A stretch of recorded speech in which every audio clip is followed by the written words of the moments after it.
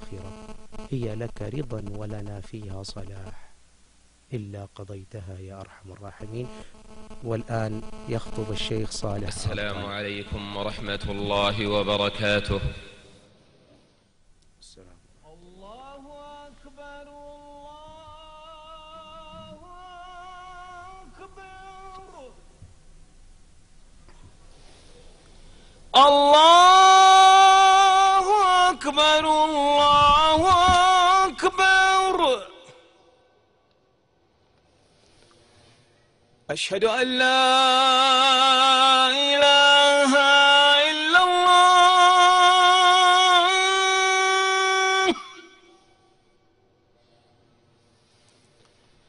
أشهد أن لا إله إلا الله.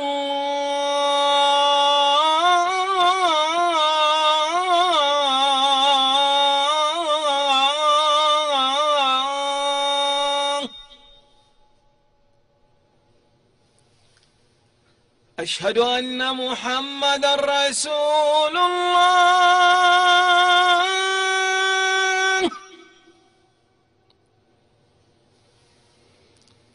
أشهد أن محمدًا رسول الله.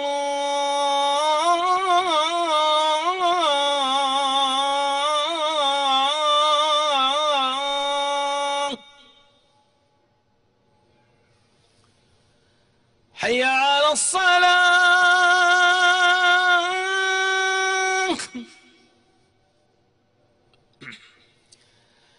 حي على الصلاة.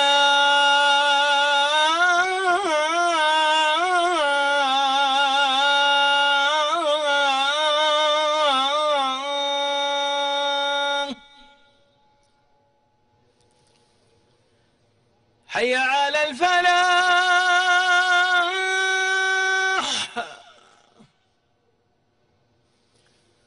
حي على الفلاح.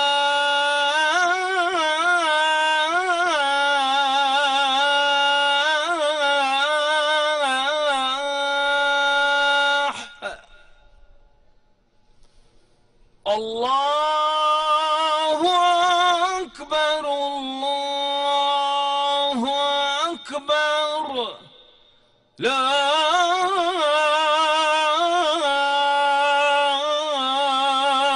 إله إلا الله.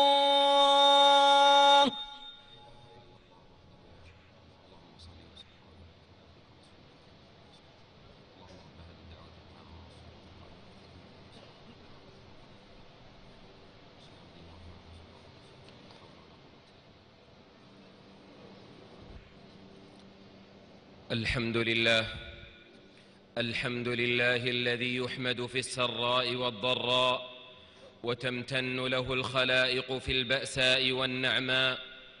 أفعاله سبحانه لحكم، وهي للمؤمن في كل أحواله نعم. يداول الملك ويدبر الملكوت، ليعلم الخلق بأنه وحده الحي الدائم الذي لا يموت. أشهد أن لا إله إلا الله وحده لا شريك له، يعطي المال وينزعه، ويهب الملك ويرفعه، وينزل البلاء ويدفعه. مقاديره لا تستثني أحدا، وقضاؤه نافذ في خلقه أزلا وسرمدا. وأشهد أن محمدًا عبد الله ورسوله، كان رحيله أعز رحيل، وفي وفاته عزاء وسلوى عمن مضى في ذلك السبيل. صلى الله وسلم وبارك عليه، وصلى على آله السادة وأصحابه الذين كانوا في الخير أئمة وقادة، وعلى من تبعهم بإحسان إلى يوم الدين. أما بعد، أيها المسلمون، أوصيكم ونفسي بالتقوى، فإنها الزاد الذي يبقى والعدة للحياة الأخرى. مع التقوى لا يضيرك ما فقدت، ومع فقدها لا ينفعك ما اكتسبت. واتقوا يوما ترجعون فيه إلى الله، ثم توفى كل نفس ما كسبت وهم لا يظلمون. التقوى أمان عند البلايا، وذخر عند الرزايا، وعصمة من الدنايا، فاتقوا الله رحمكم الله، ولا تغرنكم الحياة الدنيا، ولا يغرنكم بالله الغرور. الدنيا ظل زائل وعرض حائل، يا قوم إنما هذه الحياة الدنيا متاع، وإن الآخرة هي دار القرار. الموت في هذه الدنيا نهاية كل حي وختام كل شيء، كل من عليها فان، ويبقى وجه ربك ذو الجلال والإكرام. وما جعلنا لبشر من قبلك الخلد أفإن مت فهم الخالدون. أيها المسلمون، الرحيل عن هذه الحياة ووداع الأحياء هو القدر الذي ليس عنه مناص، والحتم الذي لا مهرب منه ولا خلاص. خطته الأقلام وأوقعته المقادير، فهو قدر الحياة والأحياء، ومنتهى الخلائق ومآل الأشياء، وهو المصيبة التي قال الله عنها: فأصابتكم مصيبة الموت. ورغم يقين الخلق به وانتظارهم له، إلا أن لحضوره هيبة، ولوقعه في النفس رهبة، يترك حضوره في النفوس انكسارا وأحزانا، ويخلف مروره في الأفئدة لوعة وأشجانا.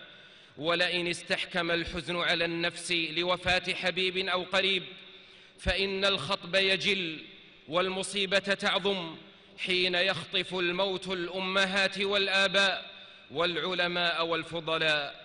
فكيف إذا غيب الموت قائدا وحاكما لبلد، وإماما وملكا لدولة، ورمزا لأمة؟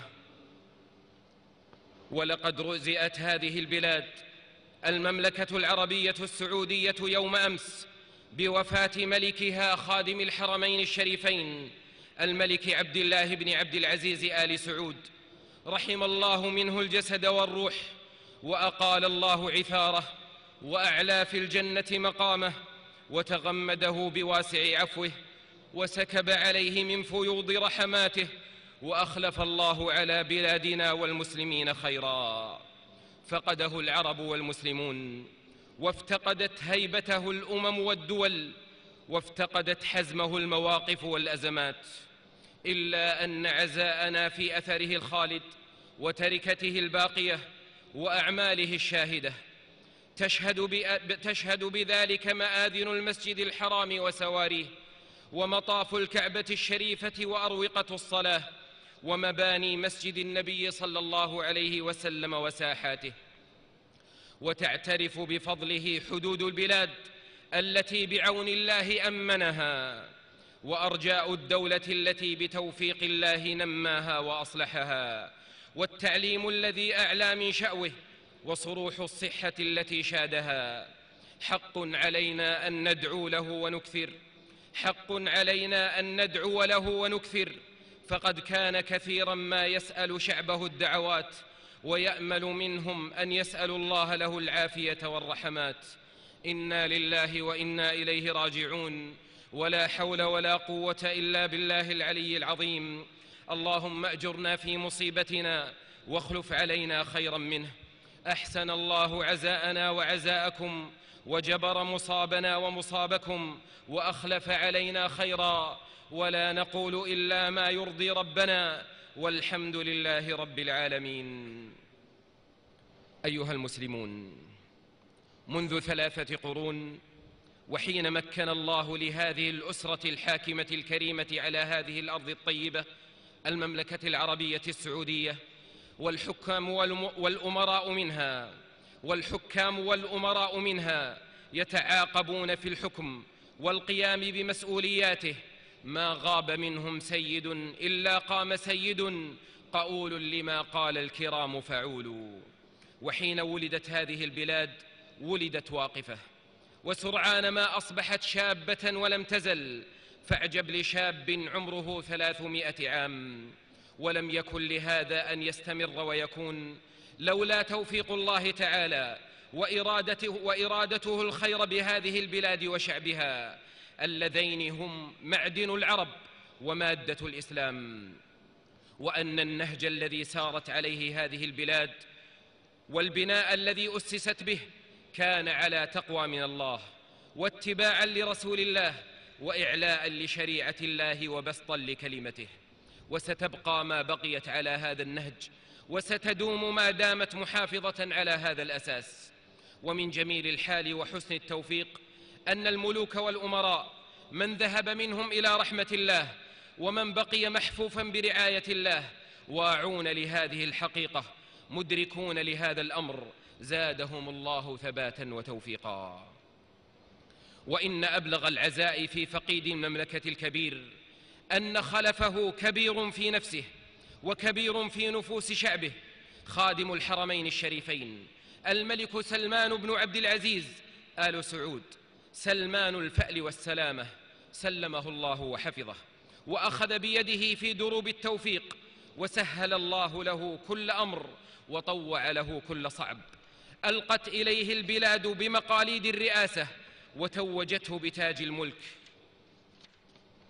والبلاد تستحضر تاريخه الطويل في القيادة والحكم والعزم والحزم، وتتفاءل بمستقبل نير وقادم خير يتضمن كما عودها إجلالا لشرع الله وحملته وحفظ الشريعة وحماية جنابها، يتضمن كما عودها إجلالا لشرع الله وحملته وحفظ الشريعة وحماية جنابها، ودفع عجلة التنمية والتطوير في جميع المناحي، وقيادة سفينة البلاد في هذه الظروف المعقدة المحيطة. وحق له ونحن نبايعه على كتاب الله وسنة رسوله صلى الله عليه وسلم على السمع والطاعة في المنشط والمكره والعسر واليسر، حق له أن ننصح له ونعينه، وأن تلتف الرعية حوله، خصوصا العلماء والأمراء والكبراء، في تلاحم يغيظ العدو ويكبت الشامت ويخلف ظنون المرجفين الذين ما فتئوا يزايدون على كل موقف ويراهنون على كل حدث. ليعلم الجميع أن هذه البلاد لا يوهنها فقد القادة وإن جلوا، ولا يضرها رحيل الملوك وإن عظموا، إذ إن سر قوتها ومدد بقائها هو منهجها الذي تترسم وشريعتها التي تطبق وتحكم. أيها المسلمون عموما وشعب المملكة خصوصا، كلما عظم الحدث ثارت حوله الأقاويل والتكهنات، وسرت خلاله الأكاذيب وبثت الإشاعات، والإشاعة سلاح للعدو مجرب منذ القرون السالفات، فاحذروا أن تعينوا العدو على أنفسكم وتكفونه مؤنة النيل منكم بأيديكم، خصوصا مع سهولة تناقل الأخبار في هذه الأوقات، فإن لكم أعداء هذا سلاحهم وتلك ساحاتهم. فلتكن أجهزتكم مدفنا للإشاعات والأقاويل، وليكن منهجكم وصية الله لكم، وإذا جاءهم أمر من الأمن أو الخوف أذاعوا به، ولو ردوه إلى الرسول وإلى أولي الأمر منهم لعلمه الذين يستنبطونه منهم، ولولا فضل الله عليكم ورحمته لاتبعتم الشيطان إلا قليلا. بارك الله لي ولكم في الكتاب والسنة، ونفعنا بما فيهما من الآيات والحكمة. أقول قولي هذا وأستغفر الله تعالى لي ولكم.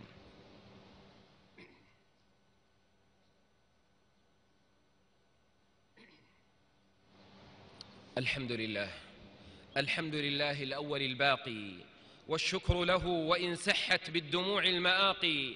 نحمد الله حمد الشاكرين الصابرين، ونشهد أن لا إله إلا الله ولي المتقين، ونشهد أن محمدًا عبد الله ورسوله إلى الخلائق أجمعين، صلى الله وسلم وبارك عليه وعلى آله وصحبه أجمعين.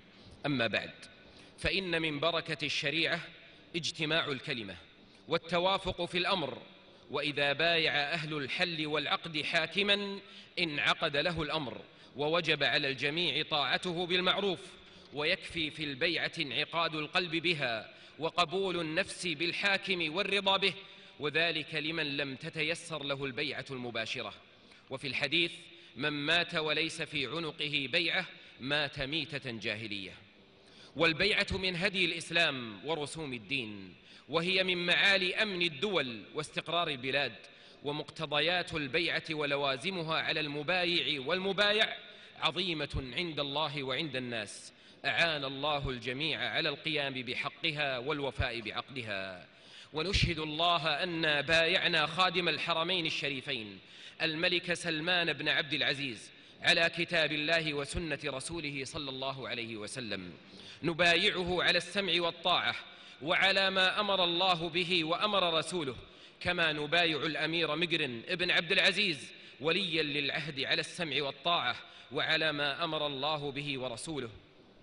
وفقهم الله وأعانهم وسددهم وأجرى الخير على أيديهم. ونبايع ولي العهد الأمير محمد ابن نايف ابن عبد العزيز، وفقه الله وأعانه وسدده. اللهم ارحم عبدك عبد الله بن عبد العزيز، اللهم الطف به، اللهم إنه قد أصبح في كنفك وجوارك. اللهم اغفر له وارحمه وعافه واعف عنه وأكرم نزله ووسع مدخله واغسله بالماء والثلج والبرد ونقه من الذنوب والخطايا كما ينقى الثوب الأبيض من الدنس، وجازه بالحسنات إحسانا وبالسيئات عفوا وغفرانا، واجزه عما قدم لوطنه وأمته خير الجزاء. اللهم وفق خلفه خادم الحرمين الشريفين الملك سلمان بن عبد العزيز، اللهم أعنه على ما حمل وبارك لنا فيه. اللهم اجمع به كلمة الإسلام والمسلمين، واجعله مفتاحا لكل خير مغلاقا لكل شر. اللهم وفق ولي عهده الأمير مقرن بن عبد العزيز، اللهم أعنه وسدده واجعله خير عون وعضد لأخيه وبارك فيه يا حي يا قيوم يا ذا الجلال والإكرام. اللهم وفق ولي العهد الأمير الشهم محمد بن نايف وأعنه وسدده يا كريم. اللهم وفق وأعن كل من ولي للمسلمين أمرا، اللهم أصلح كل من ولي للمسلمين أمرا، اللهم أصلح كل من ولي للمسلمين أمرا، واملأ قلبه من مخافتك وخشيتك سرا وجهرا. اللهم صل وسلم وبارك على عبدك ورسولك محمد وعلى آله الطيبين الطاهرين وأزواجه أمهات المؤمنين وصحابته الغر الميامين ومن تبعهم بإحسان إلى يوم الدين. اللهم ارض عن الأربعة الخلفاء الأئمة الحنفاء أبي بكر وعمر وعثمان وعلي، وعن سائر صحابة نبيك أجمعين، وعنا معهم يا أرحم الراحمين. اللهم أعز الإسلام والمسلمين واخذل الطغاة والملاحدة والمفسدين. اللهم أبرم لهذه الأمة أمر رشد يعز فيه أهل طاعتك ويهدى فيه أهل معصيتك ويؤمر فيه بالمعروف وينهى عن المنكر يا رب العالمين. اللهم من أرادنا وبلادنا وأراد الإسلام والمسلمين بسوء فأشغله بنفسه ورد كيده في نحره واجعل دائرة السوء عليه يا رب العالمين. اللهم انصر المجاهدين في سبيلك في فلسطين وفي كل مكان يا رب العالمين. اللهم فك حصارهم وأصلح أحوالهم واكبت عدوهم. اللهم حرر المسجد الأقصى من ظلم الظالمين وعدوان المحتلين. اللهم الطف بإخواننا في سوريا وبورما وأفريقيا الوسطى وفي كل مكان. اللهم ارفع عنهم البلاء وعجل لهم بالفرج. اللهم ارحم ضعفهم واجبر كسرهم وتول أمرهم. اللهم احقن دماءهم وآمن روعاتهم واحفظ أعراضهم وسد خلتهم وأطعم جائعهم واربط على قلوبهم وثبت أقدامهم وانصرهم على من بغى عليهم. اللهم أنعم عليهم بدفئك وعافيتك وأمنك. اللهم أصلح أحوالهم واجمعهم على الهدى واكفهم شرارهم. اللهم اكبت عدوهم. اللهم عليك بالطغاة الظالمين ومن عاونهم. اللهم عليك بالطغاة الظالمين ومن عاونهم. اللهم انصر دينك وكتابك وسنة نبيك وعبادك المؤمنين. اللهم وفق ولي أمرنا لما تحب وترضى وخذ به للبر والتقوى. اللهم وفقه ونائبيه وإخوانهم وأعوانهم لما فيه صلاح العباد والبلاد. اللهم وفق ولاة أمور المسلمين لتحكيم شرعك واتباع سنة نبيك محمد صلى الله عليه وسلم واجعلهم رحمة على عبادك المؤمنين. اللهم انشر الأمن والرخاء في بلادنا وبلاد المسلمين واكفنا شر الأشرار وكيد الفجار وشر طوارق الليل والنهار. ربنا آتنا في الدنيا حسنة وفي الآخرة حسنة وقنا عذاب النار. ربنا اغفر لنا ذنوبنا وإسرافنا في أمرنا وثبت أقدامنا وانصرنا على القوم الكافرين. اللهم اغفر ذنوبنا واستر عيوبنا ويسر أمورنا وبلغنا فيما يرضيك آمالنا. اللهم اغفر لنا ولوالدينا ووالديهم، اللهم اغفر لنا ولوالدينا ووالديهم، اللهم ارحمهم كما ربونا صغارا. اللهم من كان منهم حيا فمتعه بالصحة والعافية على طاعتك، ومن كان منهم ميتا فتغمده برحمتك، ونور له في قبره ووسع له فيه، واجعله روضة من رياض الجنة، واجمعنا به في دار كرامتك يا حي يا قيوم يا ذا الجلال والإكرام. اللهم اغفر لهم ولوالديهم وذرياتهم وأزواجنا وذرياتنا إنك سميع الدعاء. ربنا تقبل منا إنك أنت السميع العليم، وتب علينا إنك أنت التواب الرحيم. سبحان ربك رب العزة عما يصفون، وسلام على المرسلين، والحمد لله رب العالمين. الله أكبر الله أكبر، أشهد أن لا إله إلا الله، أشهد أن محمدا رسول الله. حي على الصلاة حي على الفلاح، قد قامت الصلاة قد قامت الصلاة. الله أكبر الله أكبر، لا إله إلا الله. استووا، أقيموا صفوفكم ولا تختلفوا، أتموا الصف الأول فالأول، سدوا الخلل. الله أكبر الله أكبر. بسم الله الرحمن الرحيم. الحمد لله رب العالمين، الرحمن الرحيم، مالك يوم الدين، إياك نعبد وإياك نستعين، اهدنا الصراط المستقيم، صراط الذين أنعمت عليهم غير المغضوب عليهم ولا الضالين،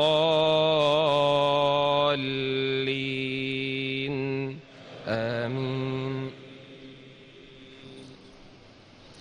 سبح اسم ربك الأعلى، الذي خلق فسوى، والذي قدر فهدى، والذي أخرج المرعى فجعله غثاء أحوى. سنقرئك فلا تنسى إلا ما شاء الله، إنه يعلم الجهر وما يخفى.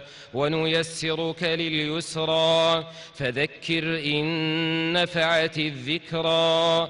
سيذكر من يخشى ويتجنبها الأشقى، الذي يصلى النار الكبرى، ثم لا يموت فيها ولا يحيا.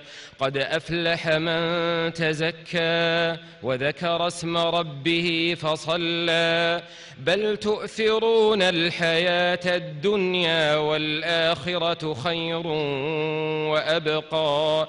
إن هذا لفي الصحف الأولى، صحف إبراهيم وموسى. الله أكبر الله أكبر.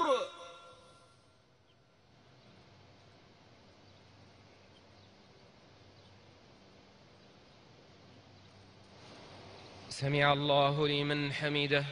ربنا ولك الحمد. الله أكبر الله أكبر.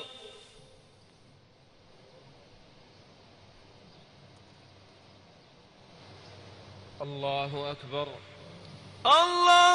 الله أكبر. الله أكبر الله أكبر. الله أكبر الله أكبر. الحمد لله رب العالمين، الرحمن الرحيم، مالك يوم الدين. إياك نعبد وإياك نستعين. اهدنا الصراط المستقيم، صراط الذين أنعمت عليهم غير المغضوب عليهم ولا الضالين.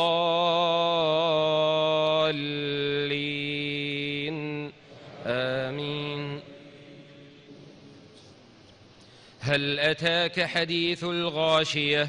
وجوه يومئذ خاشعة عاملة ناصبة تصلى نارا حامية تسقى من عين آنية ليس لهم طعام إلا من ضريع لا يسمن ولا يغني من جوع. وجوه يومئذ ناعمة لسعيها راضية في جنة عالية لا تسمع فيها لاغية فيها عين جارية فيها سرر مرفوعة وأكواب موضوعة ونمارق مصفوفة وزرابي مبثوثة. أفلا ينظرون إلى الإبل كيف خلقت وإلى السماء كيف رفعت وإلى الجبال كيف نصبت وإلى الأرض كيف سطحت. فذكر إنما أنت مذكر لست عليهم بمسيطر إلا من تولى وكفر فيعذبه الله العذاب الأكبر. إن إلينا إيابهم ثم إن علينا حسابهم. الله أكبر. الله أكبر.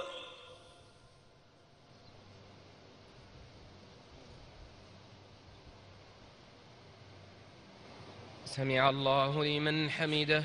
ربنا ولك الحمد.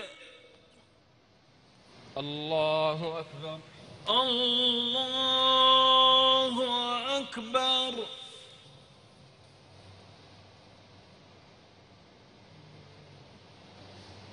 الله أكبر. الله أكبر. الله أكبر. الله أكبر. الله أكبر. الله أكبر.